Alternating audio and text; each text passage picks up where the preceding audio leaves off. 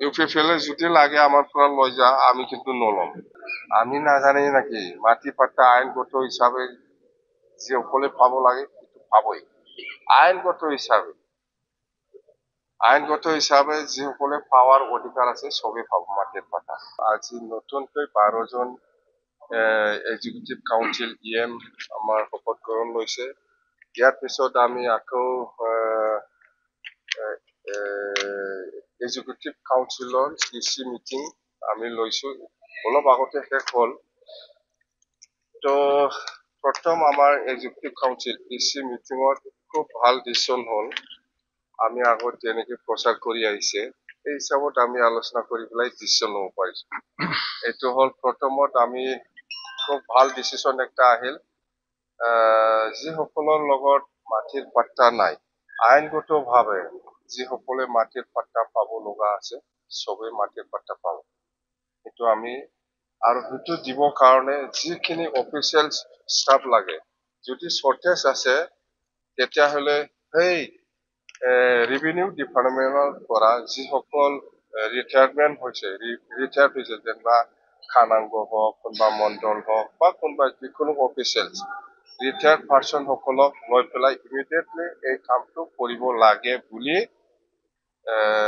আমি ডিচিশ্যন লৈছো। মুঠতে অফিচিয়েলছটো যিহেতু শ্বৰ্টেজ হ'বই, যিহেতু আমাৰ এণ্টায়াৰ BTC ইমান হাজাৰ হাজাৰ মানুহৰ মাটি পাট্টা দিয়াৰ কথা আছে, ডিচিশ্যন যিহেতু লৈছে, অফিচিয়েল ষ্টাফটো যিহেতু শ্বৰ্টেজ হ'ব, সেইকাৰণে আমি ৰিটায়াৰ্ড পাৰ্চন সকলক লৈ পেলাই এই কামটো সোনকালে আৰম্ভ কৰিব লাগে বুলি আমি ডিচিশ্যন লৈছে। আৰু ছেকেণ্ডলি আমি CSBটো আমি ডিজলভ কৰিলো। আগৰ CSB চেন্ট্ৰেল সিলেকশন বোৰ্ড কিন্তু আমি ডিজলভ কৰিলো। ইয়াৰ পিছত আমি ডিচিশ্যন লৈছে আমি আগত প্ৰচাৰ কৰা নিচিনা ওদালগুৰিত মিনি সেক্ৰেটাৰিয়েট বনাব লাগে। এইটো আমি ডিচিশ্যন লৈছে বনাব। মিনি সেক্ৰেটাৰিয়েট নতুনকৈ আমি বনাম ওদালগুৰিত।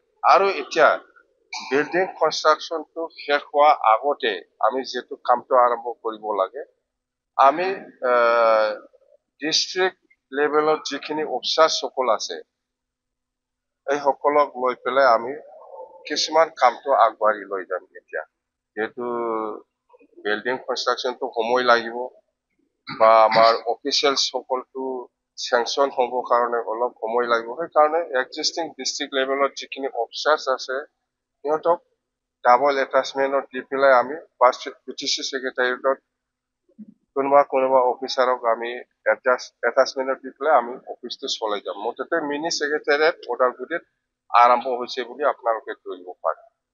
এইটো কথা। আৰু আমাৰ আছে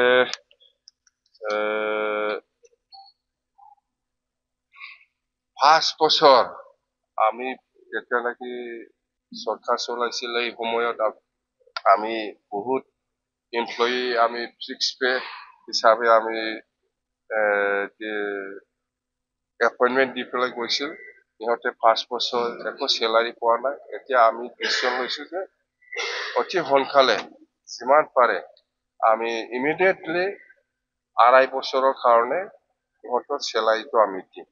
ফিক্স পে যিসকল এমপ্লয়ী আছিল 5 বছৰ মানে চেলাৰী দিয়া নাছিলে, সিহঁতক আমি 2.5 বছৰ ইমিডিয়েটলি আমি এই চেলাৰীটো দিবৰ কাৰণে ব্যৱস্থা কৰিম। আৰু মেজৰ আছে আমাৰ আৰু গেৰেণ্টিৰ কথা কৈছে, যেনিবা 100 crore ইয়াং ল'ৰা ছোৱালীসকলৰ কাৰণে যিটো ব্যৱস্থা ল'ব সেইটো আমি অলৰেডি দিছোঁ। এইবিলাক গেৰেণ্টি চব এছেটিছ আমাৰ ডিচিশ্যন আছে। আৰু আপোনালোকৰ তাৰমানে PMAY ঘৰ যিটো ছাৰ্ভে ইয়াতে বেছি দেৰিকৈ আলোচনা কৰিছে। PMAY যিটো ছাৰ্ভে, এই ছাৰ্ভেত মানে এনেকুৱা বদমাছ, মানে এজন মানুহে 3টা 4টা মানে PMAY কিবা কি বুলি কয় জিঅ' টেকিং কৰি লৈছে। মানে এতিয়া আমি নতুনকৈ যিটো আমাৰ দলৰ হৈ বা আমাৰ চৰকাৰৰ হৈ যিটো আমি নতুনকৈ জিঅ' টেক কৰিবলৈ গৈছে বা ছাৰ্ভে কৰিবলৈ যোৱা সময়ত আমি দেখিবলৈ পাইছে কোনোবা এজনে 3টা ঘৰ লৈছে, কোনোবা যিটো নোপোৱা মানুহ এইবিলাক মানুহে PMAY ঘৰৰ কিবাটো এলকেশ্যনটো লৈছে।